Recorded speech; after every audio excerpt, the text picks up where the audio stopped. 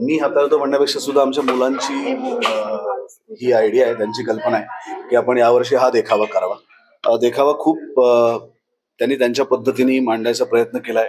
गोष्ट छोटी आहे गणपती बाप्पाच्या आयुष्यातली, आपल्या सगळ्यांना माहिती आहे की कार्तिक स्वामी आणि त्यांच्यामध्ये स्पर्धा लागते की पृथ्वीला 3 प्रदक्षिणा मारायच्या. कार्तिक स्वामी स्वतः जातात पृथ्वीला प्रदक्षिणा मारायला, पण गणपती बाप्पा मात्र स्वतःच्या आई वडिलांभोवतीच प्रदक्षिणा मारतात आणि ते सांगतात की माझ्यासाठी माझं जग म्हणजे माझे आई वडील आहेत. मला असं वाटतं की केवढी तरी मोठी शिकवण गणपती बाप्पांच्या छोट्याशा गोष्टीतून आपल्याला मिळते की जे आपले जन्मदाते आहेत, ज्यांनी आपल्याला संस्कार केले, आपल्यावरती घडवले, आपल्याला जन्म दिलाय, त्यांचा सांभाळ करणं म्हणजे पृथ्वीचा सांभाळ करणं आहे.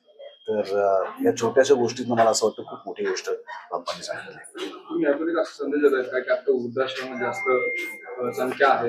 माझ्याकडे त्याची आकडेवारी नाहीये. मुद्दा असा आहे की अनेक लोक आपल्या आई वडिलांचा सांभाळ करत नाहीत, एका पॉईंट नंतर त्यांच्याकडे दुर्लक्ष करतात. मला असं वाटतं की मतभेद तुमच्या प्रत्येकाच्या घरामध्ये असताच की कुठली हाताची 5 बोटं सुद्धा सारखी नसतात. त्यामुळे प्रत्येकाचे विचार वेगळे असतील, प्रत्येकाचे मतं वेगळे असतील, पण तरी सुद्धा आपल्या जन्मदात्या आई वडिलांचा सांभाळ करणं ही कुठल्याही मुलाची किंवा मुलीची जबाबदारी आहे आणि तो त्यांनी आयुष्यात केला.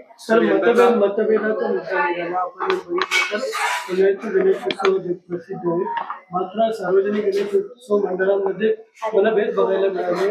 विसर्जन मिरवणुकीच्या संदर्भात तुम्ही पहिला काही मिरवणूक करा, अशा पद्धतीने पुण्याच्या सार्वजनिक गणेशोत्सव मंडळात तुम्ही आता तो नेमका मुद्दा काय मला माहिती नाही, त्याच्यामुळे बद्दल मी बोलणं फार योग्य होणार नाही, कारण त्याचा अभ्यास माझा नाहीये.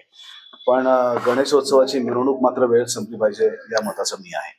कारण दुसऱ्या दिवशी खरं तर मैदानी अमावस्या चालू होते आणि त्या दिवशी गणपतीचं विसर्जन करणं ही कधीच चांगली गोष्ट नसते. त्यामुळे जो वेळ विसर्जनाचा आहे त्या वेळेतच विसर्जन मिरवणूक संपली पाहिजे या आग्रही मताचं मी आहे.